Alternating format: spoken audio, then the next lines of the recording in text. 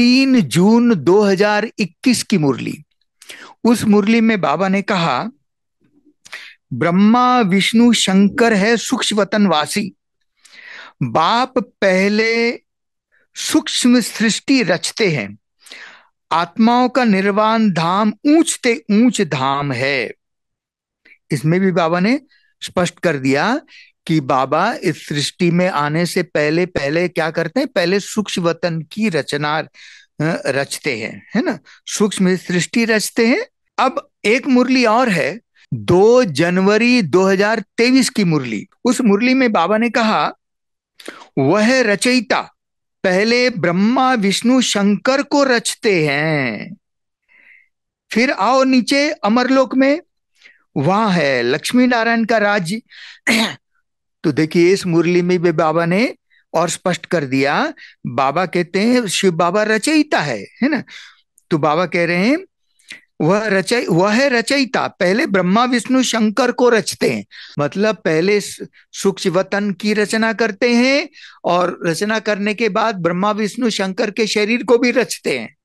ये बाबा ने स्पष्ट कर दिया। फिर नीचे आओ अमरलोक में, वहां है लक्ष्मी नारायण का राज्य। एक मुरली और है, 14 जनवरी 2023 की साकार मुरली। इसमें बाबा ने कहा, पहले जब मैं आता हूं तो मेरे साथ ब्रह्मा विष्णु शंकर होते हैं। मनुष्य सृष्टि तो पहले से ही है, फिर वो कैसे पलटा खाती है, रिपीट कैसे होती है, पहले पहले जरूर सूक्ष्म वतन रचना पड़े। क्योंकि मनुष्य जो देवता थे अब वह शूद्र बने हैं, उन्हों को फिर ब्राह्मण से देवता बनाना पड़े। इस मुरली में भी बाबा ने स्पष्ट कर दिया कि बाबा पहले सूक्ष्म वतन रचते हैं, फिर ब्रह्मा विष्णु शंकर को रचते हैं, उनके शरीर को रचते हैं। और बाबा जब आते हैं पहले पहले तो उस ब्रह्मा विष्णु शंकर की जो आत्मा परम धाम में शिव बाबा के नीचे, उनको साथ में लेके आते हैं। अब ये जो मैंने साकार मुरलियां आपको सुनाई, इनसे इतना स्पष्ट हो जाता है कैसे बाबा ये का कारोबार चलता है। पहले ऑफिस सूक्ष्म वतन की रचना करते हैं, उनके फिर ब्रह्मा विष्णु शंकर की भी रचना करते हैं, फिर ब्रह्मा विष्णु शंकर की आत्मा को साथ में लेकर के आकर उन शरीर में बिठा देते हैं, है ना। और वो ब्रह्मा विष्णु शंकर की आत्मा शिव बाबा के जैसे पुनर्जन्म नहीं लेते हैं, है ना। शिव बाबा भी पुनर्जन्म नहीं लेते, तो ये तीनों आत्माएं भी पुनर्जन्म नहीं लेते हैं। अर्थात इन तीनों आत्माओं का पाठ स्थूल साकार वतन में होता ही नहीं है। तो दो ब्रह्मा हो गए ना, है ना।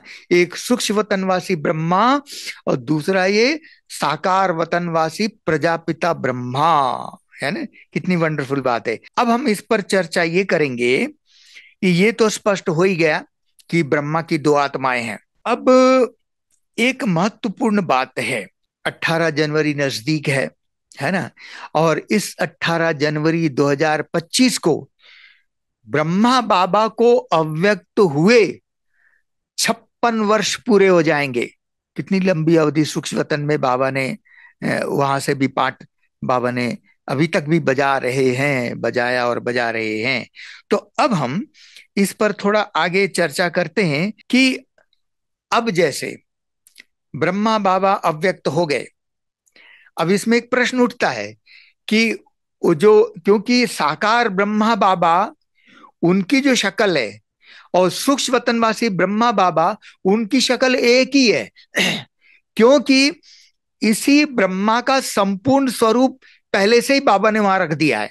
जब तक ब्रह्मा बाबा संपूर्ण न बने तो साकार ब्रह्मा बाबा की आत्मा तो यहां है, पर इनका संपूर्ण स्वरूप जो बनने वाला है, वो संपूर्ण स्वरूप आकारी शरीर सूक्ष्म वतनवासी ब्रह्मा बाबा ने पहले ही रख दिया वहां, है ना।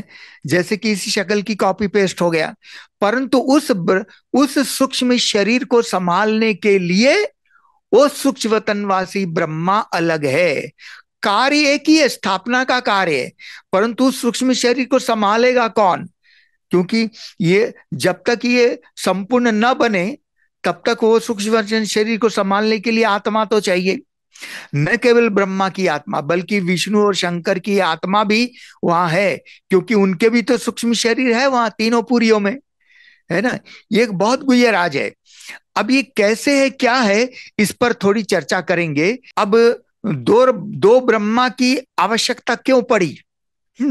और सूक्ष्म वतन में उन ब्रह्मा विष्णु शंकर के जो आत्माएं हैं उनका क्या रोल है, इस पर हम थोड़ा चर्चा करेंगे। देखिए, 15 अक्टूबर 2024 की मुरली में बाबा ने कहा ना कि ब्रह्मा की आयु माना प्रजापिता ब्रह्मा की आयु, है ना।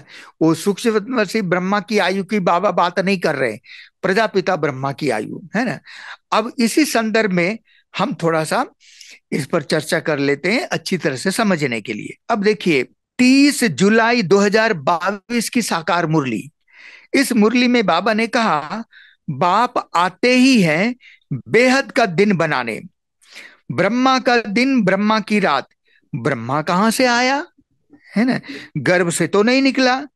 ब्रह्मा के माँ बाप कौन, है ना, कितनी विचित्र बात है। बाप एडॉप्ट करते हैं, इनको माँ भी बनाते हैं, बच्चा भी बनाते हैं। माँ ही एडॉप्ट करती है, इसीलिए माँ अपने बच्चों को एडॉप्ट करती है। शिव बाबा ब्रह्मा बाप को एडॉप्ट करते हैं और ब्रह्मा के द्वारा क्योंकि आत्माएं तो शिव बाबा के डायरेक्ट बच्चे है ही हैं, परंतु जब साकार में ब्रह्मा कुमार ब्रह्मा कुमारी बनने के लिए ब्रह्मा के द्वारा हम बच्चों को एडॉप्ट करते हैं, ये बाबा कह रहे हैं ना। माँ ही एडॉप्ट करती है, इसीलिए गाया जाता है, तुम माता पिता हम सब आत्माएं आपके बच्चे हैं। हम्म? अब देखिए, एक मुरली और है, 30 सितंबर 2021 की साकार मुरली। इसमें बाबा ने कहा कि शास्त्रों में ब्रह्मा की आयु 100 वर्ष दिखाई हुई है। यह जो ब्रह्मा है जिसमें बाप बैठ वर्षा देते हैं, इनका भी शरीर छूट जाएगा। बाबा ब्रह्मा बाबा के तन में बैठ करके बाबा बोल रहे हैं, है ना। ये 30 सितंबर 2021 की साकार मुरली में बाबा ने कहा। अब ये अव्यक्त वाणी है, पहली अव्यक्त वाणी, क्योंकि 18 जनवरी 1969 को बाबा अव्यक्त हो गए। उसके बाद जब पहली बार बाबा अव्यक्त बाबा बाप दादा आए, है ना, शिव बाबा और अव्यक्त ब्रह्मा बाबा जो अव्यक्त हुए दोनों, वो तारीख है, पहली अव्यक्त वाणी हुआ 21 जनवरी 1969। उस अव्यक्त वाणी में बाबा ने कहा, उस वाणी में बाबा ने बहुत सारी बातें स्पष्ट की कि कैसे कारोबार चलेगा, क्या क्या होगा। उसी में ही बाबा ने कहा, आप सोचते होंगे कि लोग पूछेंगे कि आपका ब्रह्मा बाबा 100 वर्ष से पहले ही चला गया। फिर बाबा कह रहे हैं, ये तो बहुत सहज प्रश्न है, कोई मुश्किल नहीं, 100 के नजदीक ही तो आयु थी। बाबा कह रहे हैं क्योंकि उस समय बाबा की आयु, लौकिक आयु 93 वर्ष की थी। बाबा ने वो 93 वर्ष की थी। अब इस पर थोड़ा हम चर्चा करते हैं। ये जो 100 वर्ष कहे हुए हैं ये गलत नहीं है, बहुत महत्वपूर्ण बात है, ध्यान से सुनिए।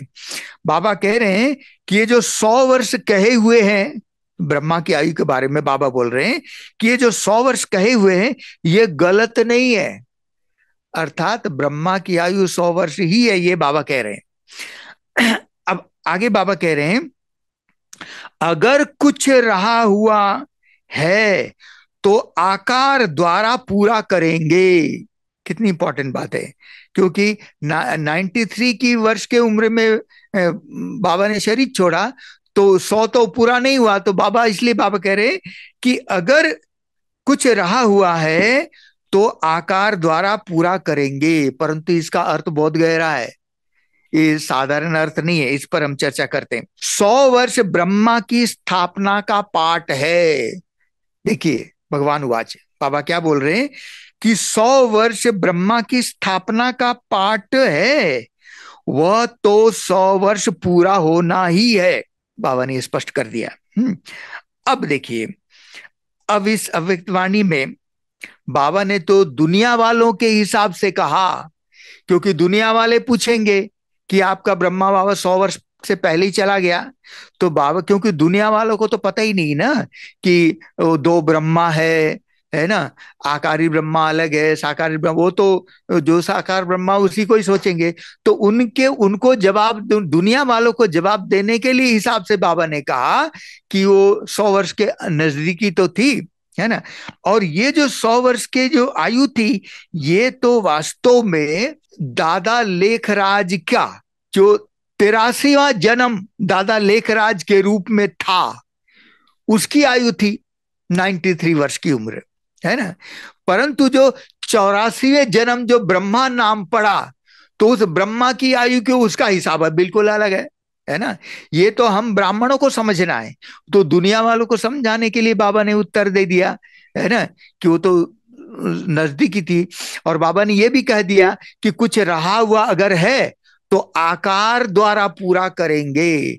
तो इसका भी अर्थ हमारे कई बीके भाई बहनों ने ये समझ लिया कि 93 हुआ तो आकार द्वारा पूरा करेंगे। इसका मतलब ये हुआ कि 100 वर्ष तो पूरा होने में 7 साल और है, 93 हुए तो 7 साल आकार के द्वारा पूरा करेंगे, उसके बाद विनाश हो जाएगा। ऐसा कई लोगों ने सोचा कि 100 वर्ष तो पूरा हो रहा है, परंतु नहीं, इसका अर्थ बहुत गहरा है, अलग है। वो तो दादा लेखराज की आयु 7 साल के बाद, तो इसीलिए क्योंकि 15 दिसंबर 1876 को दादा लेखराज जी का जन्म हुआ, तो 18 जनवरी 1876 को 100 साल पूरा होगा। तो कई लोगों ने यह समझा कि 1976 में वो दादा लेखराज की आयु 100 साल पूरा हो रही है तो विनाश हो जाएगा, है ना। पर बाबा ने बड़ा निश्चय का पेपर लिया था, है ना। क्योंकि निश्चय का पेपर तो सबको आना ही है। तो परंतु 76 में विनाश हुआ ही नहीं, तो कई लोग कंफ्यूज होकर के वो दुनिया में चले गए। परंतु इसका अर्थ बहुत गहरा है। वो क्या है वो हम समझते हैं। देखिए, क्योंकि हमने ये तो पहले हमने स्पष्ट किया कि 1940 में ये प्रजापिता ब्रह्मा नाम पड़ा, तो ब्रह्मा की आयु की गिनती तो 1940 से करनी पड़ेगी। और ब्रह्मा की स्थापना का पाठ 100 वर्ष पूरा होना ही है, ये भगवान वाच है। इसका मतलब ये हुआ कि जो प्रजापिता ब्रह्मा की आयु, और उस मुरली में भी बाबा ने कहा कि प्रजापिता ब्रह्मा की आयु मृत्युलोक में पूरी होगी, क्योंकि ये कोई अमरलोक नहीं है। तो मृत्युलोक में आयु पूरी कब होगी? क्योंकि बाबा तो 69 में अव्यक्त हो गए, तो बाबा अब उस जो ब्रह्मा नाम पड़ा उस नाम के हिसाब से अगर देखा जाए तो प्रजापिता ब्रह्मा की आयु पूरी होगी 2040 में, क्योंकि 100 साल का पाठ 2040 में 100 साल पूरा होगा। क्योंकि 1940 में ब्रह्मा नाम पड़ा और ब्रह्मा की स्थापना का पाठ 100 साल, माना 2040 में 100 साल पूरा होगा और प्रजापिता ब्रह्मा की आयु उसी समय पूरी होगी। और ये वंडरफुल बात, बहुत गहरी बात है, हम उस पर चर्चा करेंगे। एक मुरली है, उस मुरली की तारीख है 4 अक्टूबर 2021 की मुरली। उस मुरली में बाबा ने कहा, अब संगम है, बाप जास्ती समय नहीं रहते हैं, फिर भी 100 वर्ष तो लगते हैं। भगवान वाच है ना, फिर भी 100 वर्ष तो लगते हैं, उथल पाथल पूरी हो फिर राज्य शुरू हो जाता है। तो बाबा ने 100 साल का हिसाब भी बता दिया। वो 100 साल का हिसाब क्या बाबा बता रहे हैं कि उथल पाथल पूरी हो, मतलब उथल पाथल माना विनाश, विनाश भी हो जाएगा। उसके बाद बाबा कह रहे हैं फिर राज्य शुरू हो जाता है। तो राज्य शुरू कब होता है? बहुत देखिए, बाबा की बातों को समझना पड़ता है। बाबा इस मुरली में बाबा ये स्पष्ट कर रहे हैं कि उसी 100 साल के दौरान, अर्थात 1940 से लेकर के 2040 के ये जो 100 साल का पीरियड है, इसी बीच उथल पुथल अर्थात विनाश भी हो जाएगा, श्री कृष्ण का जन्म भी हो जाएगा, और श्री कृष्ण बड़ा होकर के लक्ष्मी नारायण के रूप में राजगद्दी में बैठ जाएंगे और राज्य शुरू हो जाएगा।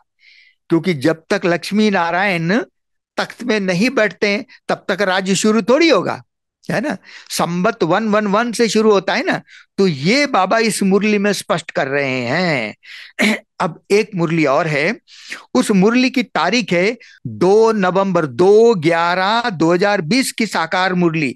इस मुरली में बाबा ने कहा कि 100 वर्ष के अंदर सब खलास हो जाते हैं। संगम युग को कम से कम 100 वर्ष तो चाहिए ना, सारी नई दुनिया बनती है। नई दुनिया माना 111 लक्ष्मी नारायण।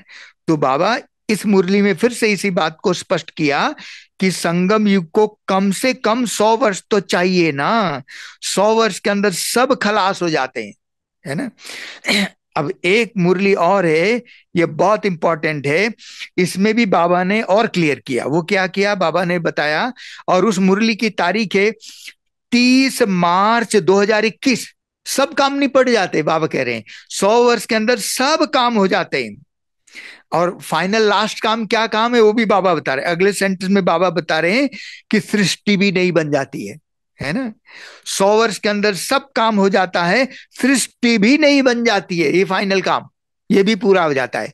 तो सृष्टि भी नहीं बन जाती माना लक्ष्मी नारायण गद्दी में बैठ जाते हैं और नई दुनिया, नई सृष्टि शुरू हो जाती है। तो ये बाबा ने बताया कि ये जो ब्रह्मा की, प्रजापिता ब्रह्मा की आयु जो 100 साल पूरी होगी, तो उसके अंदर ये इतना सारा काम होना है ना।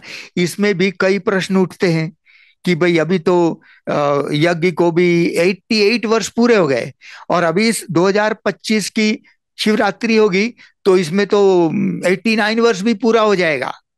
और अभी 2025 की जो शिवरात्रि आएगी, इस शिवरात्रि में यज्ञ को 89 वर्ष पूरा हो जाएगा और 90 शुरू हो जाएगा, है ना। तो अब इतने कम समय में, है ना, ये सब काम होना है, वो कैसे हो जाएगा? होगा, भगवान वाच। अब हम एक बात और करना चाहेंगे कि देखिए, अभी हम त्रिमूर्ति की बात कर रहे हैं, है ना। ब्रह्मा विष्णु शंकर की आत्मा, ब्रह्मा की 2 आत्मा, ये स्पष्ट हो गया। हम ब्रह्मा विष्णु शंकर की आत्मा का पाठ सूक्ष्मवतन में चलता है। अब ये जो बात है इस पर बाबा ने और भी मुरलियों में बताया है, परंतु हम ज्यादा विस्तार में न जाकर के हम आपको जरूर बताएंगे कि बाबा सूक्ष्मवतन की रचना करते हैं। और वो ब्रह्मा विष्णु शंकर की आत्मा का वहां उनको बिठा देते। अब उनका क्या रोल है इस पर हम चर्चा करेंगे। जब 1936 में शिव बाबा ने सूक्ष्मवतन की रचना कर ली, फिर ब्रह्मा विष्णु शंकर को आत्मा को भी वहां बिठा दिया, उसके बाद बाबा का काम शुरू होता है। बाबा दादा लेखराज जी को पहला साक्षात्कार कराते हैं विष्णु जी का। विष्णु जी का पहला साक्षात्कार दादा लेखराज जी को हुआ मुंबई में, जो बाबा का बबुलनाथ मंदिर के सामने जो बाबा का मकान था। क्योंकि बाबा का बिजनेस 2 जगह थे ना, कलकत्ता और मुंबई। बाबा जब वहां मुंबई में जाते थे तो बाबा वहां जाकर के एकांत में बैठे तो बाबा को विष्णु का साथ, तो विष्णु का साक्षात्कार कैसे कराया? तो साक्षात्कार तो शिव बाबा ही कराते हैं ना, परंतु उसका लाइव अनुभव वो सूक्ष्मवतन वासी ये तीनों आत्मा कराते हैं। वो कैसे? तो शिव बाबा ने दादा लेखराज जी की आत्मा को विष्णुपुरी में इमर्ज कर दिया। विष्णु यहां नहीं आया इस साकार मनुष्य लोक में, दादा लेखराज की आत्मा को विष्णुपुरी में बाबा ने इमर्ज कर दिया, और वहां दादा लेखराज जी ने लाइव विष्णु देखा, क्योंकि विष्णु की आत्मा में ऑलरेडी है। और उसी विष्णु की आत्मा ने उनको कहा कि हम चतुर्भुजम तत्वम, है ना। तो ये वास्तव में सूक्ष्मवतन साक्षात्कार का पाठ है। बाबा को कोई बात समझानी होती है, जैसे स्कूल में टीचर क्या करता है कि ब्लैक बोर्ड में चौक से लिखता है विद्यार्थियों को समझाने के लिए, कुछ चित्र बनाता है, कुछ लिखता है ना। इसी प्रकार से बाबा हम बच्चों को कुछ बातें स्पष्ट करनी होती है तो बाबा कई संदेशियों को साक्षात्कार करा देते हैं और उसी के द्वारा फिर ये ज्ञान और आगे स्पष्ट होता है। तो सूक्ष्म वतन वास्तव में साक्षात्कार का ही पाठ है। वहां कोई स्थूल चीज तो होता ही नहीं, न स्थूल शरीर है, केवल उन तीनों के आकार ही शरीर है, परंतु उनमें आत्मा है। क्योंकि आत्मा नहीं होगी तो लाइव अनुभव कौन कराएगा। इसीलिए इस प्रकार से विष्णु का साक्षात्कार हुआ। बाबा को जो भी स्वर्ग के संबंधित जो भी साक्षात्कार किसी भी ब्राह्मण आत्माओं को कराना होता है तो बाबा उन आत्माओं को विष्णुपुरी में इमर्ज कर देते हैं और स्वर्ग का लाइव जो अनुभव वो विष्णु की आत्मा कराते हैं। अब दादा लेखराज जी को दूसरा साक्षात्कार हुआ बनारस में। अब विनाश का साक्षात्कार कैसे किया, तो शिव बाबा ने दादा लेखराज जी की आत्मा को शंकरपुरी में इमर्ज कर दिया और वहां उन्होंने वो शंकर की आत्मा ने उनको विनाश का लाइव अनुभव कराया। अब आप सोचिए उस समय 1936 की बात है, उस समय तो एटॉम बॉम्ब बने ही नहीं थे, है ना। एटॉम बॉम्ब का आविष्कार तो 1944 में हुआ और ये बात 1936 की थी। हाँ, उस समय एटॉम बॉम्ब बनाने के लिए जो यूरेनियम की जो चीजें उपयोग होनी होती है उसका संशोधन उस समय चल रहा था, उसका रिसर्च चल रहा था।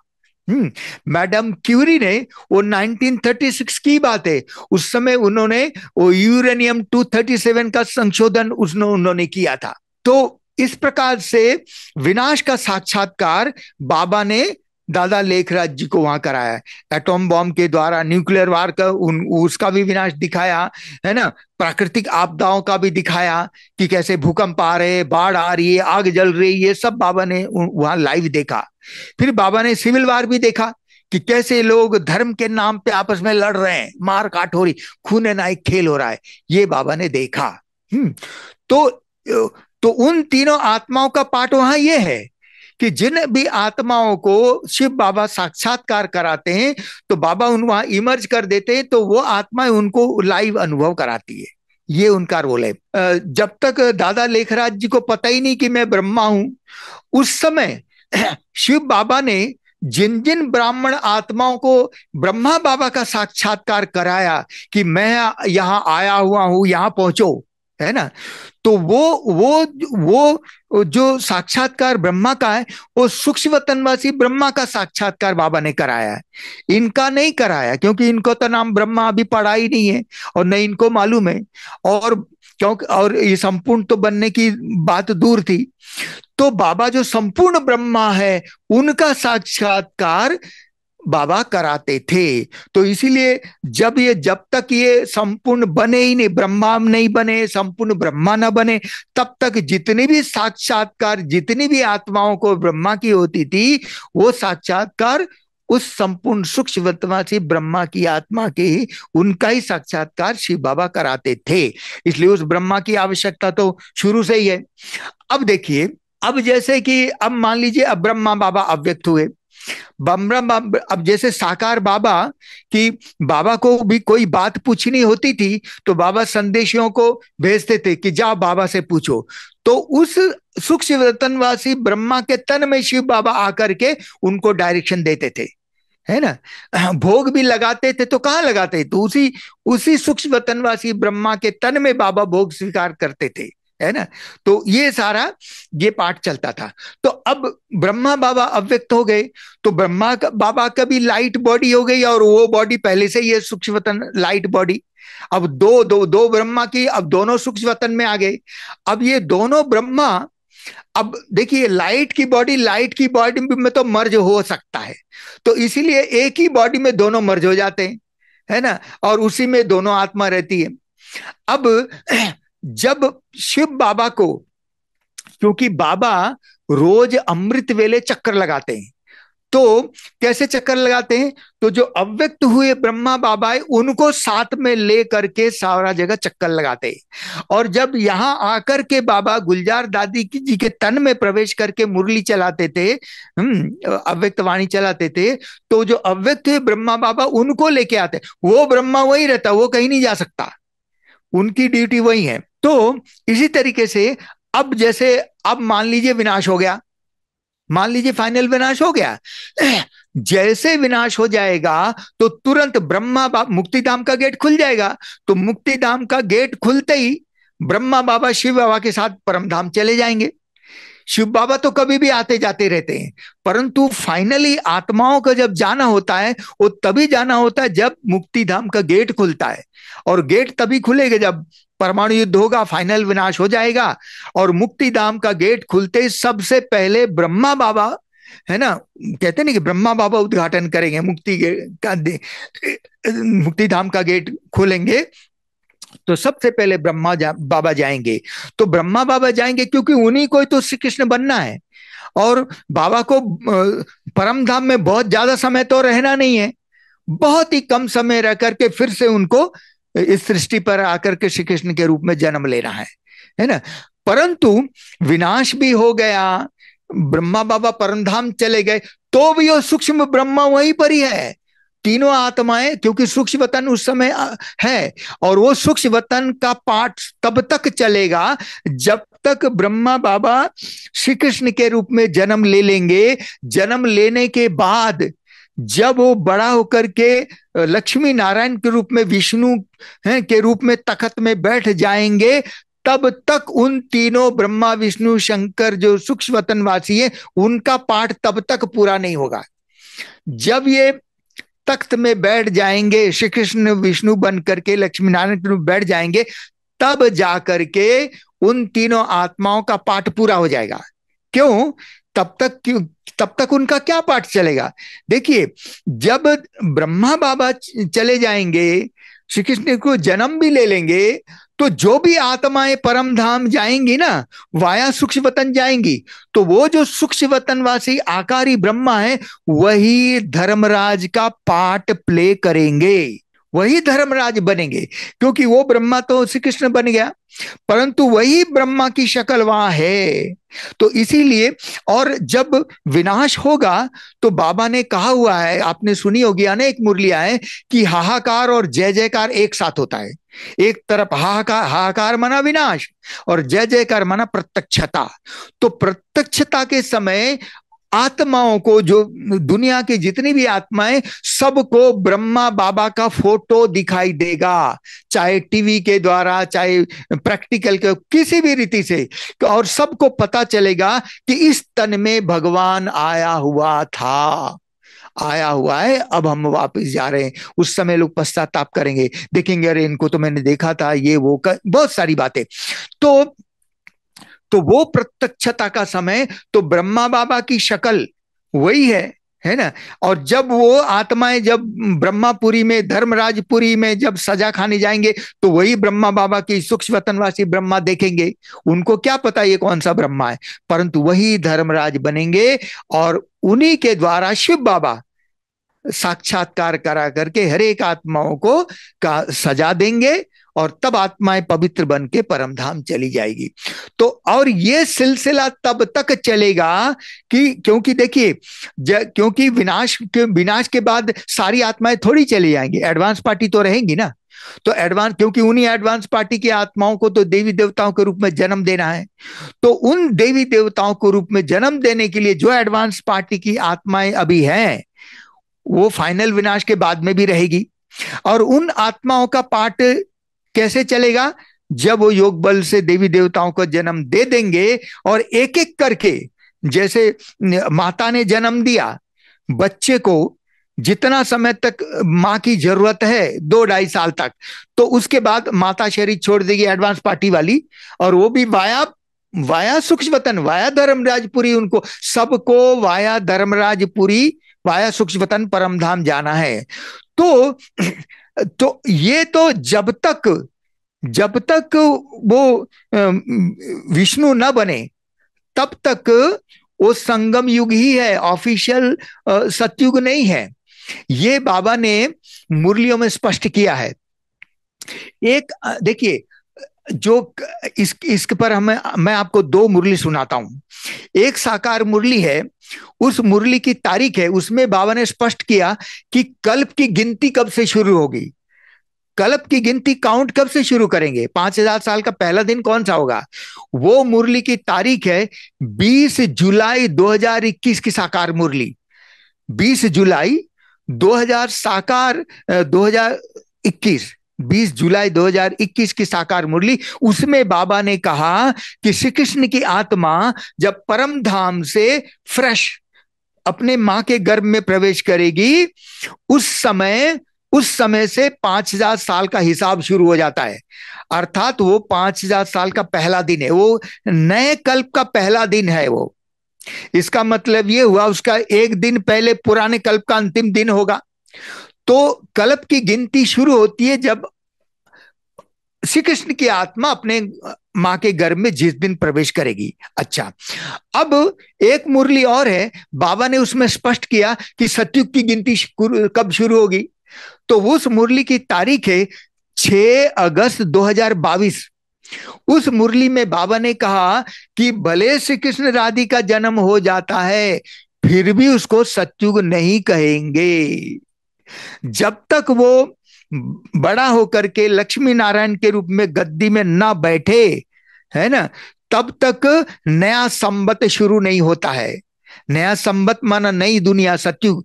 तो बाबा ने कहा कि भले श्री कृष्ण राधे का जन्म हो जाए तो भी वो सतयुग नहीं है। ये बाबा ने 6 अगस्त 2022 की मुरली में कहा। तो सतयुग की गिनती शुरू होगी जब लक्ष्मी नारायण गद्दी में बैठेंगे, उसी दिन से 111 शुरू होगा। तो अब जो श्री कृष्ण का जन्म हुआ, नया कल्प शुरू हो गया, है ना, क्योंकि 5,000 साल का पहला दिन है ना, श्री कृष्ण ने गर्भ में प्रवेश किया। और जन्म लेने के बाद जिस दिन गद्दी में बैठा, उसके एक दिन पहले तक भी संगम युग है। इसका मतलब यह हुआ कि संगम युग के दो भाग है, एक पुराने कल्प का संगम युग और दूसरा नए कल्प का संगम युग। पुराने कल्प का संगम युग बड़ा होता है और नए कल्प का संगम युग बहुत छोटा होता है।